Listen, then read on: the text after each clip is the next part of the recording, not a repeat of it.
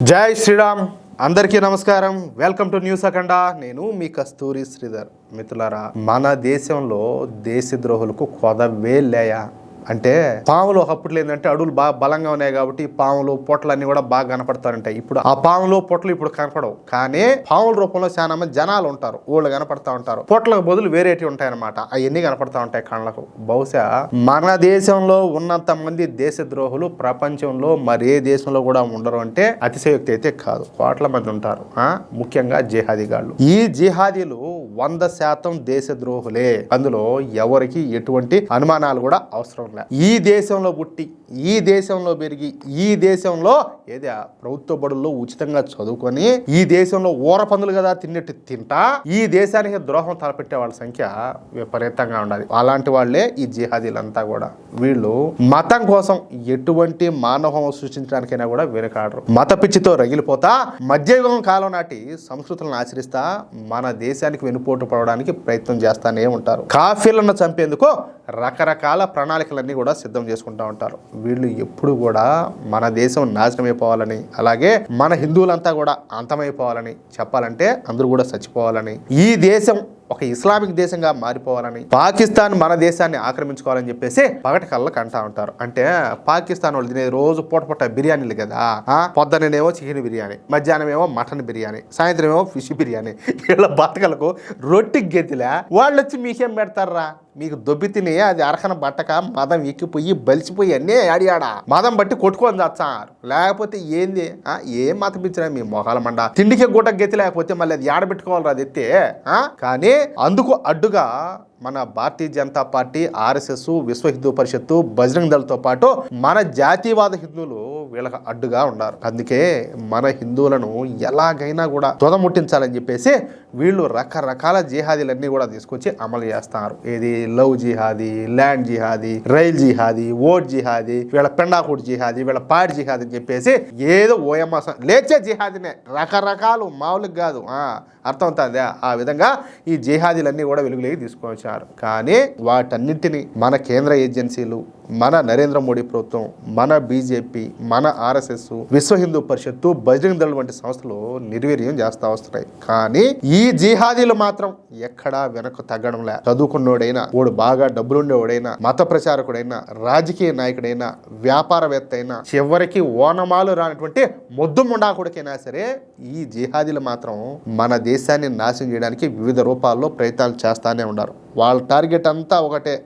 ఇందాక నేను చెప్పినట్టు అది నాగుపామైనా, కట్ల పామైనా, అది ఏ పామైనా కూడా దాని స్వభావం ఒకటే. వీళ్ళు కూడా అంతే. ఈ క్రమంలో ఇప్పుడు తమిళనాడులో ఒక అతి పెద్ద తీవ్రవాద దాడికి ఈ జిహాదీలంతా కూడా ప్లాన్ వేశారు. ఈ ప్లాన్ వేసినోడు ఎవడో తెలిసిన అక్షరం ముక్కరానటువంటి ఒక నిరక్షరాశి. వీడికి సంతకం పెట్టడం కూడా రాదు. కానీ మన హిందువులను చంపడానికి అతి పెద్ద తీవ్రవాద దాడి చేయడానికి పన్నాగం అయితే పన్నాడు. వాడి పేరు వచ్చేసి అకల్తూర్ అలియాస్ మహమ్మద్ అఖ్లాక్ ముజాహిద్ అనమాట. చూడండి, చదువు రానోడికి ఎంత పొడుగు పేరు. వీడు బీహారోడు అనమాట.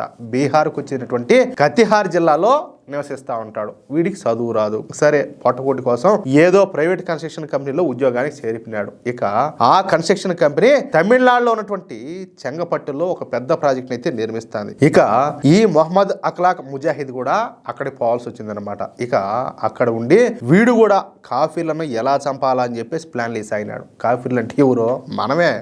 ఇక వీడు ఎలాగోలా పాకిస్తాన్ తీవ్రవాద సంస్థ అయినటువంటి లష్కరే తోయిబా సంస్థతో పరిచయం ఏర్పరచుకున్నాడు. యాడ కూలికి పోయేవాడు, యాడ చదువు రానోడు, యాడ లష్కరే తోయిబా వాళ్ళతో సంబంధాలు ఏర్పరచుకునేది. ఆ నెట్వర్క్ చూడండి వాళ్ళగా. ఇక లష్కరే తోయిబా తీవ్రవాదులతో ఫోన్లో మాట్లాడడం మొదలుపెట్టాడు. ఇక తమిళనాడులోని కాఫీర్లను ఎలా చంపాలో వీడు లష్కరే తోయిబా తీవ్రవాదులకు వివరించేవాడంట. అంటే ఈయన గారు వాళ్ళు చెప్తా ఉన్నాడు అనమాట. ఈ మేధావి, అపర మేధావి, అక్షరం ముక్క రానటువంటి ఈ జిహాదీ విధవ మత పిచ్చితో కాఫీర్లను చంపడానికి ప్లాన్ వేశాడు. ఇక ముంబై దాడులు ఉన్నాయి కదా, ఆ దాడుల తరహాలో చెన్నైలో కూడా తీవ్రవాద దాడులు జరపడమే కాకుండా చెన్నైలోని పెద్ద పెద్ద షాపింగ్ కాంప్లెక్స్లో 20 చోట్ల బాంబులు పెట్టాలని చెప్పేసి పథక రచన చేశాడు. ఇక ఆ బాంబులు పేలిన తర్వాత మిగిలినటువంటి కాఫీలను తుపాకులతోనూ గ్రెనేడ్లతోనూ చంపాలనేది వీడి యొక్క ఉద్దేశం అనమాట. అందుకు లష్కరే తోయిబా నుంచి తీవ్రవాదులను చెన్నైకి పిలిపించుకునే ప్రయత్నాలు చేసాగినాడు. అంటే ఈడికి దోడిన వాళ్ళు ఉంటారు కదా, పొరమొకమంతా కూడా దేశంలో ఆడాడ వాళ్ళందరినీ కూడా ఇంకా పోగు చేసుకోసాగినాడు అనమాట. అయితే ఈ బాంబు దాడులకు, తీవ్రవాద దాడులకు కావలసినటువంటి ఆయుధాలు వీడి దగ్గర లేవు. ఎట్టొస్తాయి వీడి దగ్గర? కానీ ఓనమాలు రాని కూడా వీడు కొంతమంది ఆయుధ స్మగ్లర్తో పరిచయాలు ఏర్పరచుకొని వాళ్ళ ద్వారా ఆ ఆయుధాలను తెప్పించాలని చెప్పేసి ఆలోచన చేశాడు. అనుకున్నట్టుగానే కొంతమంది ఆయుధ స్మగ్లర్లను వీడు పరిచయం చేసుకొని వాడికి కావాల్సినటువంటి ఆయుధాల లిస్టును వాళ్ళకి అందజేశాడంట. ఇక ఆ లిస్టు చూసి ఆ ఆయుధ స్మగ్లర్లే బిత్తరపోయినారంటే. అయితే ఆ ఆయుధ స్మగ్లర్ల రూపంలో ఉంది నిజంగా ఆయుధ స్మగ్లర్లు కాదు, వాళ్ళు మన ఎన్ఐఏ ఏజెంట్లు. అర్థమవుతుందా? చూడండి మనవాళ్ళ నెట్వర్క్ ఎట్లున్నాదో. చదువురాని పత్యాపారం చేసుకునే ముడాకుడికి ఇంక అట్టుంటే ఇంక మనవాళ్ళకి ఇంకేం తెలితే ఎట్లుండాలా?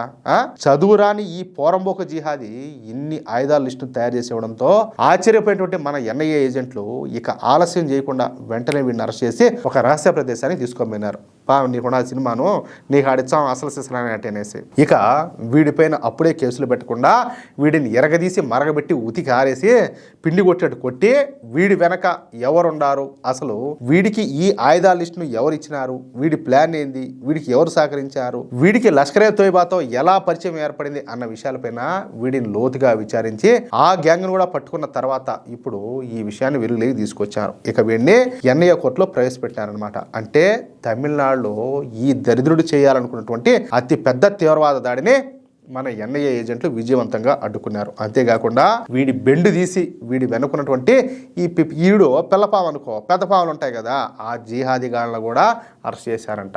మొత్తం మీద మరో అతిపెద్ద తీవ్రవాద దాడి నుంచి మన ప్రజలు రక్షింపబడినారు. అది విషయం. మొత్తానికైతే ఏం లేదు, తమిళనాడులో ఉండే జనాలంతా కూడా ఎన్ఐఏ వాళ్ళకి దండం పెట్టాలా, నాయన కాపాడినారు స్వామి అని చెప్పేసి.